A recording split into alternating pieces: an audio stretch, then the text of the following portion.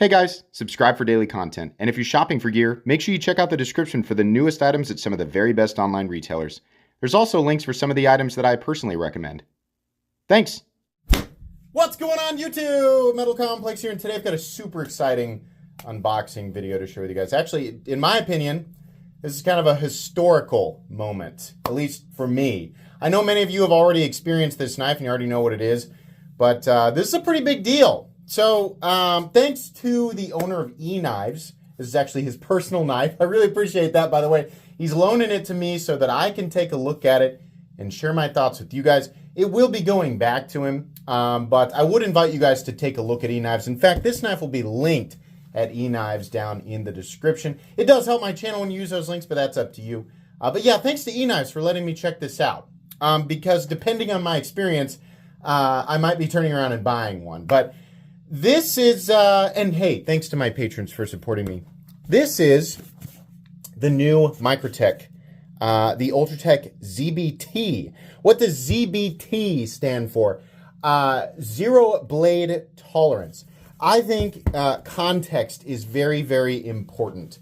So a lot of people were saying that Microtech was calling this the zero blade play Ultratech, meaning no play in the open position. And then they switched it to ZBT. I didn't know whether or not that was true if they switched it. But ZBT, zero blade tolerance, to me, oh, that's a nice clip there. Very nice, very nice. To me, zero blade tolerance is kind of, it's almost dancing around the idea. So in my mind, I was like, yeah, maybe they're not really claiming zero blade play. What is blade? Here's a Microtech Combat Tronon, right? Little movement in the open position, right? If you own this knife, or you own if you're one of those poor souls who owns a Benchmade Infidel and thinks that it has zero blade play, it moves a lot more than this if you're an Infidel owner, and yeah, that's blade play. This is barely any movement, right? It's just an unnecessary jab at the Infidel. Sorry. That floppy, freaking boiled pot of spaghetti of an OTF. But yeah, this is a little bit of blade play here, and that's okay, right? Now, blade play up and down, left or right, on a folding knife or various types of knives can mean a lot of different things. But on an OTF, generally speaking, because of the chassis that's responsible for housing and it's part of the throwing of the blade, it's just been a natural part of the knife. It doesn't mean that there's lockout issues or anything. OTFs are actually, like properly made double action OTFs are actually very, very durable, contrary to what people believe. There has always existed a legendary OTF, right? Always. The Hawk Deadlock, in this case the Model C. The only, up until potentially, very recently, truly the only double action OTF in existence that has absolutely zero blade play. Yes, SOG Pentagon owners, yes, absolutely zero blade play. This is the only one, right? At least the only one that functions properly. Obviously, Microtech was like, people really seem to care about this kind of trivial element. And I have to point that out, because the truth is that zero blade play on an OTF is essentially just an enthusiast tickler, right? We just like it because it's neat. A lot of Hawk Deadlock owners, including myself, have always felt special. Our OTFs have zero blade play. Why does that matter? It doesn't, but it's fun, right? We like that. It's neat that there are specialized elements in some of these knives. The issue with the Hawk Deadlock is, one, they're hard to get. Two, they are stupidly expensive. I think the base price of a Hawk Deadlock Model C is now $1,800. Wow. So the big question is, I know people are going to get mad at me. You're elongating the intro. Context is important. It's really important, right? The big question is, did Microtech manage to create a zero blade play system in a substantially less expensive production OTF? This is still a $400 OTF, or right around there. But that's way less than the Hawk Deadlock. Did they actually manage to do this? Is this a Ultratech or a UTX 85? That'd be a big important element here. The Sorry. Ultratech. This is an Ultratech. I've just forgotten how much smaller they were. Okay. So number one, I know I'm dragging this out. I'm dragging the drama of it out. Number one, a little bit different profile here. I want to measure it because it seems smaller. No, it's 8 1/4. It's just my imagination. Number one, the new system, the new switch is in place. So this is way easier to deploy. That's great. We got the new titanium pocket clips. Not sure if those are actually made by Microtech, but whatever. So it's deployed. Does it actually have zero blade play? Holy moly, it actually Okay. I was being a little bit sarcastic because I thought for sure it's going to have just a hint. I thought they would get close, right? I thought they'd get to 99.9%, but that it would still have a little bit of blade play. I'm dead serious. It's actually solid. They did it. Yeah, that's real. I'm getting to get out to the tip. I'm really cranking on it, guys. I'm really cranking on it. That is amazing. That is amazing. That's real. That was not hype. That was not fake. Man, I really didn't think they would do it. I mean, it's not that I didn't have faith in Microtech. I love Microtech knives. In fact, a lot of people don't know this, but I did a video on this a while back. The company that I have purchased the most knives, or at least in my current collection, the brand that I own the most of, you would think would be Hinderer, right? It's actually Microtech. I own substantially more Microtechs than anything else in my collection. I love Microtech knives. I also like Hawk knives and lots of other, like, I have no specific brand loyalty. But again, this project was not like, yeah, we were like, wouldn't it be neat to have a production OTF with no blade play? No, it's, I mean, like, I still have to say that I'm guessing technically, but yeah, I feel like they saw the popularity of the Hawk Deadlock and were like, we could do that for less and still make money on it, which is a smart move. And they're going to make a lot of people really, really happy, right? Because this system will inevitably be implemented on all of the OTFs that they make. The Glycon, the Combat Troodon, the Hera, the Scarab. Oh my gosh, guys, the Scarab. This is really cool. So Microtech is still making the vast majority of their, I think it's like 95% or 98% of everything on their knives is made entirely in-house in the USA, which is great.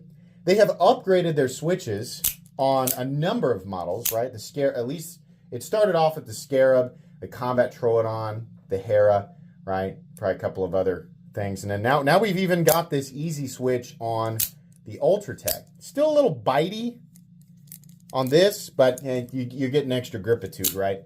Way easier to deploy and retract, right? So we've got that upgraded, and now we have no blade play. The only thing left to do is to figure out the heat treat. Again, this is just my opinion. On this M390 MK, which we are married to. Now, if we are interested in Microtech knives. If you are interested in Microtech knives, the US stuff, I think they cut ties with Reich. I'm not really sure. You're just gonna get M390 MK on this stuff, right? Which, to my knowledge, is not super high on the HRC, so I wish they'd get that figured out. But these other changes that they've made, I even like the pocket clip a lot. You know, I always come down on the ball bearing clips, but that ball bearing is big enough, or that ceramic ball, I shouldn't call it ball bearing, ceramic ball is big enough that it actually works.